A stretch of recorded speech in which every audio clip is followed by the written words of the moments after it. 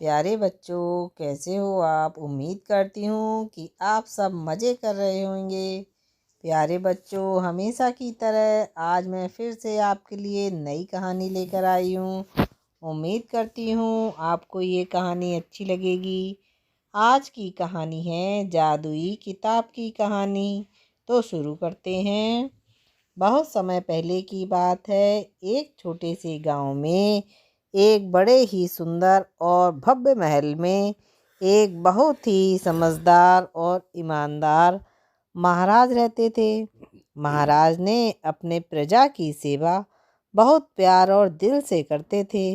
एक दिन महाराज अपने महल के पुस्तकालय में गए। उन्होंने वहाँ एक बहुत पुरानी और अजीब सी किताब देखी। उन्होंने अपने मंत्री को बुलाया और उससे पूछा, ये इतनी पुरानी किताब यहाँ कैसे आई और ये किसकी है। मंत्री ने उत्तर दिया, महाराज, ये तो बहुत पुरानी किताब है। लगता है ये बहुत खास किताब है। महाराज ने तुरंत उसे खोलकर पढ़ने का निर्णय किया। जैसे ही उन्होंने वह किताब खोली, उन्हें बहुत आश्चर्य हुआ, क्योंकि उस पर लिखा था जादुई किताब। वह एक ऐसी किताब थी जिसमें कुछ भी लिखा जाता वह पूरा हो जाता था। महाराज ने इस अद्भुत किताब को देखकर इसे अपने राज्य की सेवा में लगाने का फैसला किया। उन्होंने इस किताब को अपने सबसे विशेष कार्यों को करने में शामिल किया और प्रजा की भलाई के लिए इसका इस्तेमाल करने का आदेश दिया। जल्द ही यह अद्भुत किताब लोगों का ध्यान और आकर्षण का केंद्र बन गई। एक दिन गांव के एक गरीब लड़के रामू ने महाराज से इस किताब को देने की विनती की और महाराज को बताया कि वह किताब उसके दादाजी की है, जिसे उन्होंने अपनी सिद्धियों से हासिल किया था। उसने महाराज को एक पत्र भी दिखाया जिसमें इस बात का प्रमाण था कि वह किताब उसके दादाजी की ही है। महाराज ने रामू को वह जादुई पुस्तक दे दी और कहा, ध्यान से इसका इस्तेमाल करना। जो भी आप लिखेंगे वह सच हो जाएगा। रामू ने किताब का प्रयोग करने का निर्णय लिया।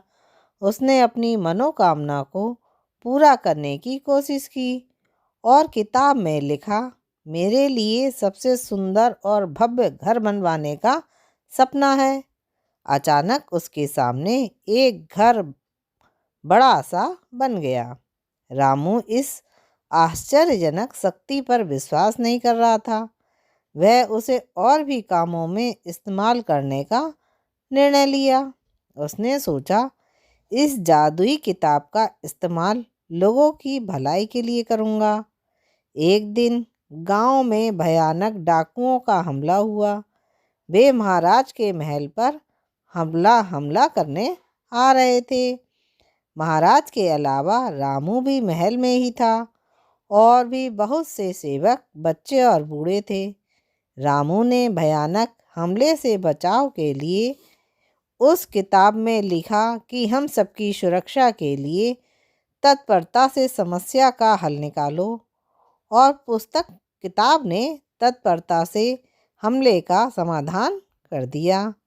महाराज ने इस अद्भुत घटना को देखकर रामू को सम्मानित किया और उसे अपने सबसे विशेष सलाहकार बना लिया, क्योंकि उसने अपनी समझदारी का प्रदर्शन किया और जादुई किताब का सही इस्तेमाल किया। रामू ने सबको सिखाया कि इस शक्ति का इस्तेमाल सिर्फ भलाई के लिए करना चाहिए और समस्या का समाधान करना ही सच्चे इंसान की पहचान है। इस तरह रामू ने जादुई किताब की मदद से लोगों के जीवन में सकारात्मक परिवर्तन लाया और खुद भी महानायक बन गया। सहायता और समझदारी का महत्व। रामू ने जादुई किताब की शक्ति को पहचाना और इसे समाज के भले के लिए इस्तेमाल किया। बच्चों, इससे हमें शिक्षा मिलती है कि हमें दूसरों की मदद करनी चाहिए और साथ ही मिलकर समस्याओं का समाधान करना चाहिए। बच्चों, आपको मेरी कहानी कैसी लगी? अच्छी लगी तो जल्दी से मेरे चैनल को सब्सक्राइब कीजिए, लाइक कीजिए, शेयर कीजिए। फिर मिलेंगे नई कहानी के साथ। बाय।